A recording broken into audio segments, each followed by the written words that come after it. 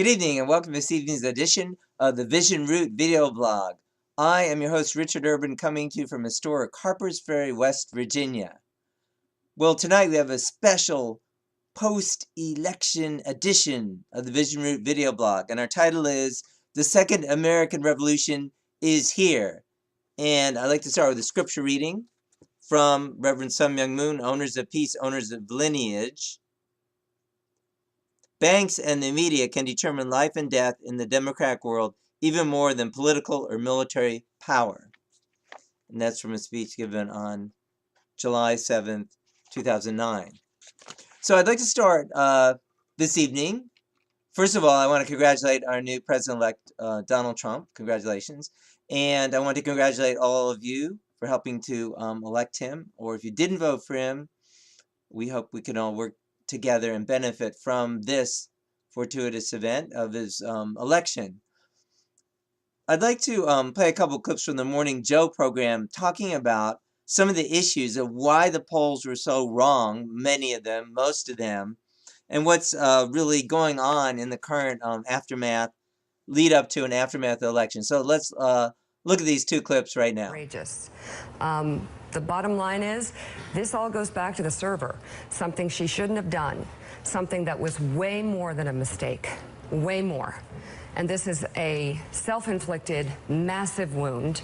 And I just kept thinking how I've been on my horse going after Republicans and the Republican Party. You nominated this guy.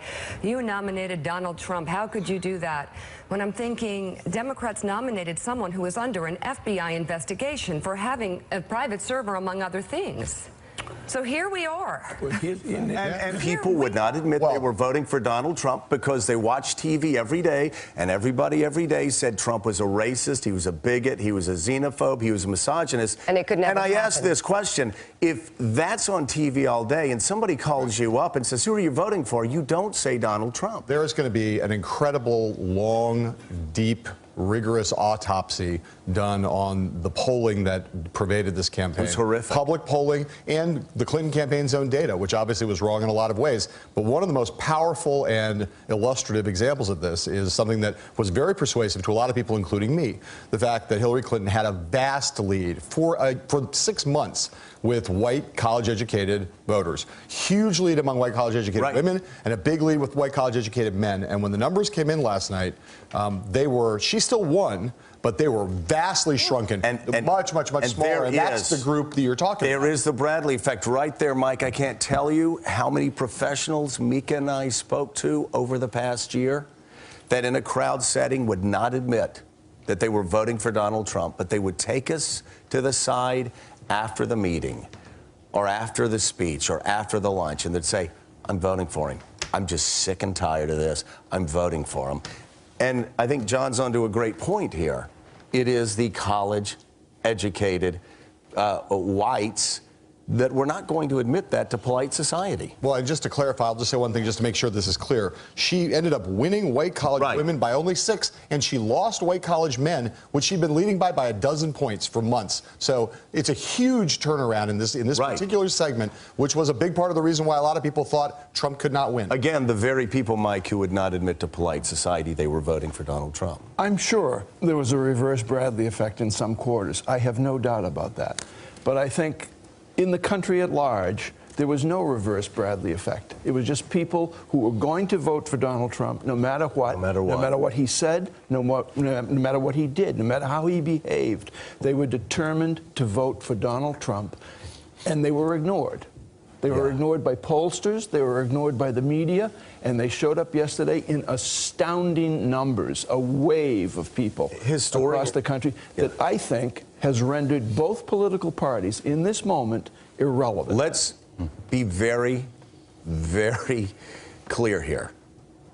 Willie, this was not the Democratic Party that got caught, like, napping. This was the Democratic Party in Washington, and this was the Republican Party in Washington. This shocked both political parties, and it is much of a threat to the Republican establishment that has run Washington, D.C. for the past 30 years, as it is for the Democratic Party establishment, who now really has a civil war on their hand, a political battle. So we can see in these clips how, the hosts, Mika Brzezinski and her co-host, Joe, were telling us that, they were giving some self-reflectivity. But we know a lot of the major media, whether it be CNN or these other companies, were not, really spinning the story correctly. They were really, giving the story, the Clinton's going to win, the polls are ahead, or she's ahead in the polls, she's ahead in the polls. And I already reported earlier that actually a number of the major media outlets, such as Google, CNN, PBS, New York Times, have given, in some cases, uh, 6 figures to the Clinton Foundation. So there's a conflict of interest. They're like in the pocket of these big companies that fund them and the Clintons themselves. So we see this elite leading the media. But we saw, in the last number of years, a new phenomenon, the alternative media, things, like InfoWars, and then all these different bloggers, whether it be, We Are Change, or whether it be the videos that came out about the election fraud and all those different media that are there, and even media like myself, speaking the truth out. I think this new revolution really is the you revolution. So, and one of the lessons, I was watching the election coverage on C-SPAN. I kind of like that because they keep down the editorializing and different people call in. And so it's really interesting watching it that way. And you could tell what some of the big issues are as you could hear the different people calling in. And, one thing that really struck me was and one thing that was just said in the Morning Joe program was that the Republicans are just as much shaken up as the Democrats. It's not just like, the Democrats were defeated. Not all. If you look at it, the establishment Republicans are just as upset as the Democrats. What struck me in these speeches, like victory speeches, or in some cases concession speeches, mostly victory speeches they were playing, that except for Senator Roy Blunt from Missouri, I didn't hear anybody giving credit to President-elect Trump. It's like nothing. Even the guy in Pennsylvania there, he did win, but he only said he was voting for Trump like 1 hour before the polls closed. I mean, what kind of manipulation and playing it both ways is that? And then like Paul Ryan, I mean, he's such a so against Trump. Like, what is with these guys? So the establishment on both the Republicans and Democrats are really shaken up. So it's really not about Republican and Democrat. It's about the people versus this oligarchy of corrupt, leaders who are trying to control them. And I think another really big thing that came out is the importance of the pro-life. I had even written into Trump, he sent since I donated something to him, they send these surveys. It said, should we talk about pro-life? And, I think he was listening to people. I really do. I said, you are pro-life, I understand, because that was before, like, he came out strong for it in, like, the third debate and so on. Well, don't be afraid to say that. You know what? Well, he did say it, and he said it clearly. And you know what? A lot of these people like calling in, including Hispanic voters, even for all the things people said about Trump and the Hispanic voters, he got as many Hispanic voters as Romney. It was a complete washout. He didn't take any stands on anything. So, and this voter, for instance, was saying how he was pro-life. Well, like, duh. A lot of Hispanic people are pro-life. A lot of black people are pro-life. Like, throwing people in these boxes isn't going to cut it. There's a new media out there. These people like, myself, but like InfoWars and all these people, and even like myself and yourself. My pastor, Hyung Jin Moon, he said, start, suggested, he didn't tell me to, but hey, why not start a video blog? I said, hey, that's a good idea. And I did it, I just plugged my camera in and, it's progressed. And, some people like my video blog. And if you reach one person, it makes a difference. So that brings up another point that was just talked about in these video segments. The fact that maybe people in public didn't want to say they were for Trump, but they really were for Trump. In other words, this overwhelming political correctness atmosphere. and people not willing to speak out about it, at least publicly, but they did come out to the ballot box. And I think we've got to break out of that. There was a campaign started, Christian campaign called it was about breaking the conspiracy of silence. The fact that, all these politically correct things are going on, like saying, oh, LGBTQXYZ, it's so wonderful. Wouldn't you love to have, some guys walking in the girls' restroom with your daughters? Isn't that great? Isn't that so progressive? And like most parents would think, what the heck are you lunatic? But they're afraid to speak out, because there's then people jumping on them saying there's homophobic and all these crazy terms and stuff. People are sick of that stuff. That's such a bunch of BS. People should have the freedom to speak their mind. And one of the things Mr. Trump was noticing is that Christians are like, oh, they're not speaking out. And, part of it is because some churches say there's a gag rule because of the Johnson administration. Trump has put in this rule that nonprofits are not supposed to promote political candidates. And Trump has said he will work to overturn that regulation by the IRS regulation. But nonetheless, and all the more, regardless of that, as Christians, as people of conscience, we have to feel, inclined to speak out. No, they tell us, oh, you can't speak about this, you can't speak about that. Yes, we can, and we will. And I think that's why if you feel like starting a video blog, start your video blog. It doesn't matter if you have equipment.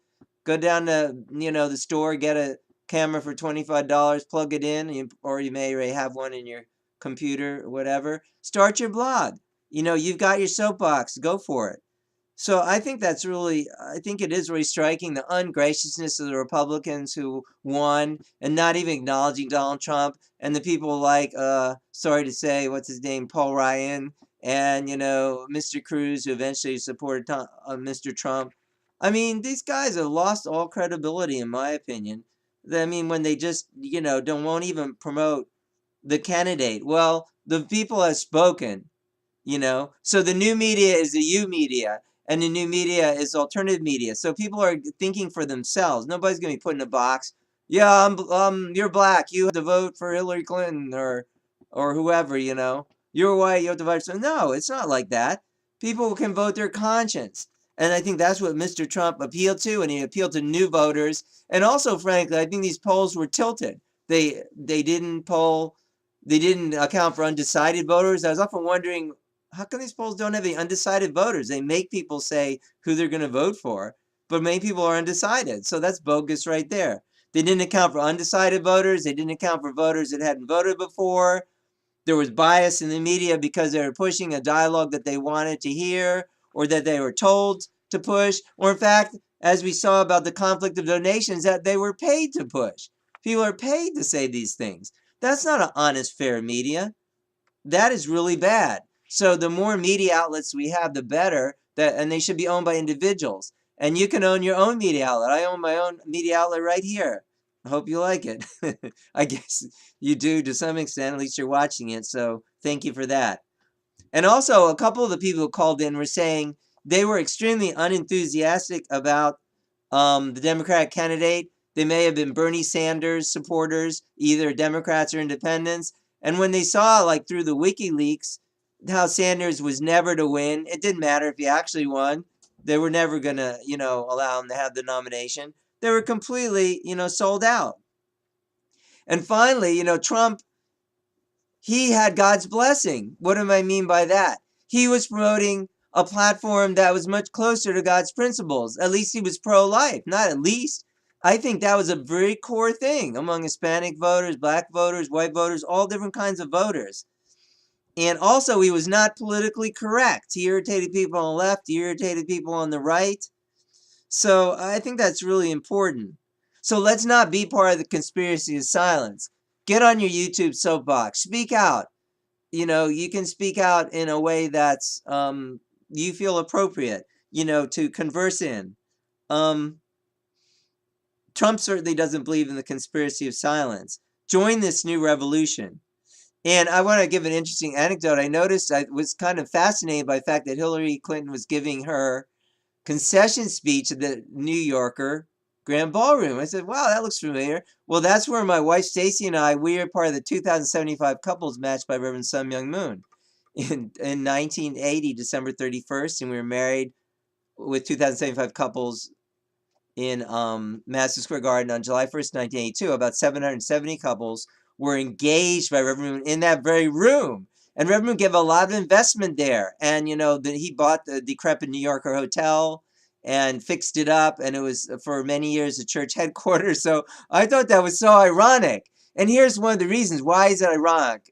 Because I think in many ways, Hillary Clinton was the antithesis of what he talked about, you know, talked about being godly and God-centered. And I know they throw, you know, with Tim Kaine, throw Bible verses out there and stuff.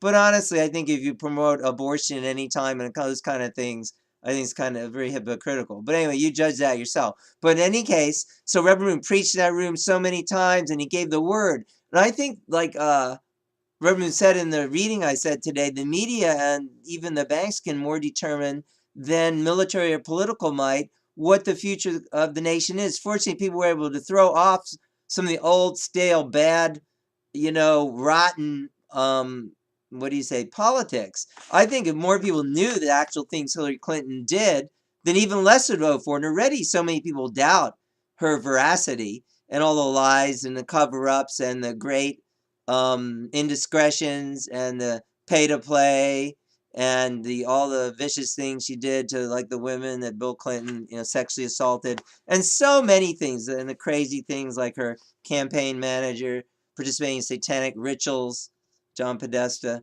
So all those things. So the new revolution is here. It doesn't mean there won't be difficulties, but I think this is great news. Now, like our pastor says, Pastor Hyung Jin Moon, the judgment is going to be able to fall toward the corrupt leaders and not on the people. You know, how people are being judged through having corrupt leadership and oppression. So I hope you've enjoyed this video blog. I wanted to, you know, put some things out there about my thoughts after election. Again, my appreciation and congratulations to Donald Trump.